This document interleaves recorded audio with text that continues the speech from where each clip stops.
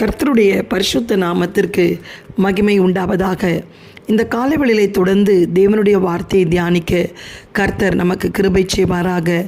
எல்லாவற்றையும் முறுமுறுப்பில்லாமலும் தர்க்கிப்பில்லாமலும் செய்யுங்கள். பிலிப்பியர் 2:16.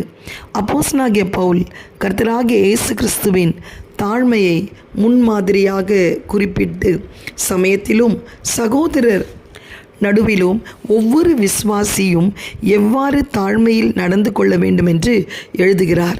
தாழ்மையை குறித்து அவர் எழுதுவதின் முக்கிய குறிப்பு ஒவ்வொருவரும் மற்றவர்களோடு பாராட்டும் உறவையும் ஐக்கியத்தையும் வெளிப்படுத்துகிறது.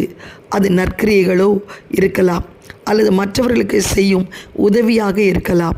சிலர் அவைகளை முறுமுறுப்போடும் தர்க்கத்தோடும் மற்றும் சிலர் வேண்டா வெறுப்பாகவும் செய்கின்றனர்.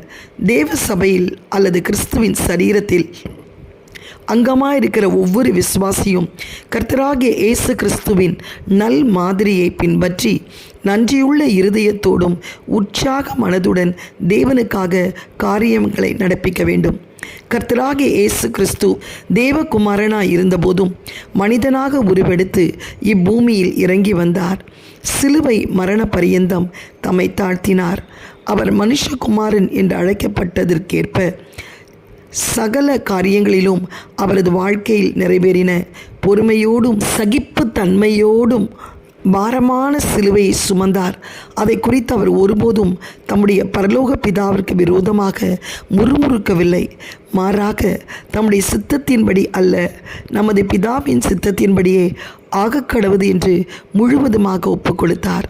இன்று தேவ பிள்ளையே, உங்கள் நடக்க எவ்வாறு காணப்படுகிறது?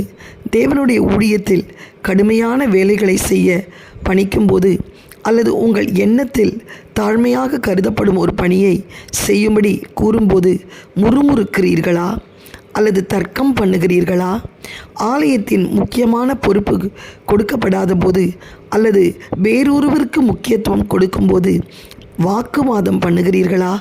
இன்று உங்கள் இருதயத்தை ஆராய்ந்தறிந்து கிறிஸ்துவை போல் மாற ஒப்புக் கொடுப்பீர்களா? கிறிஸ்துவின் சிந்தை உங்களுக்குள்ளே காணப்படும்படி தேவனிடத்தில் மன்றாடுங்கள். தாழ்மையுள்ள இருதயம் உண்டாகும்படி தேவனுடைய ஒத்தாசையும் வல்லமையும் கேளுங்கள். அர்ப்பணமும் தாழ்மையுள்ள இருதயத்தோடு தேவனுக்கு ஊழியம் செய்யுங்கள்.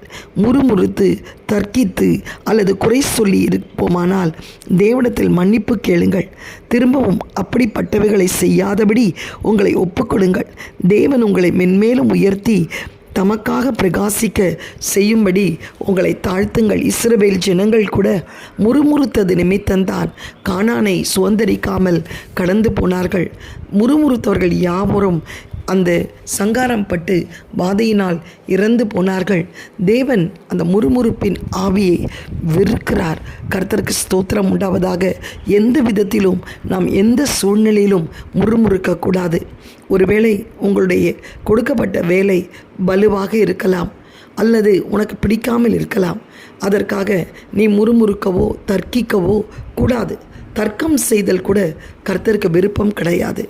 ஆண்டவர் பிதாவிடத்திலே தன்னுடைய சிலுவை பாடுகளை குறித்து ஒப்பு கொடுக்கப்பட்ட போது, பிதாவே, உம்முடைய சித்தமானால் இந்த பாத்திரம் என்னை விட்டு நீங்கும், ஆனாலும் என் சித்தம் அல்ல உம் சித்தம் என்று ஒப்பு கொடுக்க செய்தாரே தவிர தர்க்கம் பண்ணவில்லை, முறுமுறுக்கவில்லை.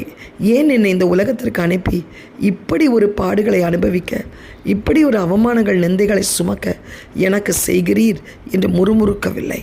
இயேசுவை அடிச்சுவடிகளாய் நாம் அவருடைய அடிச்சுவடிகளை பின்பற்றுகிற நாமும் முறுமுறுக்கக்கூடாது, தர்க்கம் பண்ணக்கூடாது, வாக்குவாதம் செய்யக்கூடாது, பின்னாலே குறை சொல்லக்கூடாது.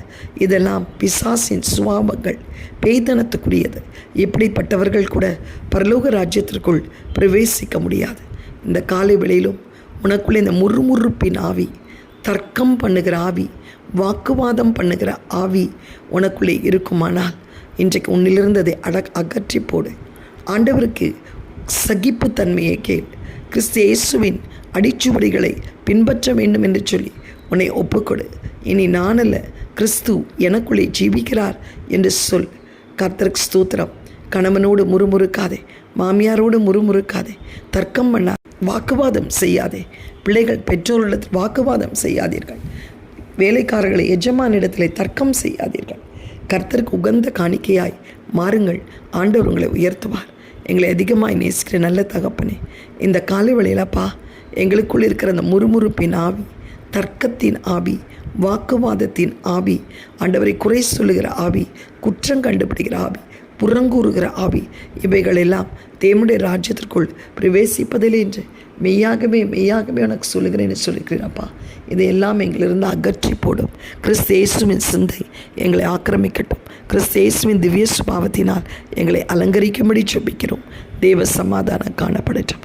இயேசுவின் மூலம் நல்ல பிதாவே, ஆமேன். God bless you all. Have a blessed day. Amen.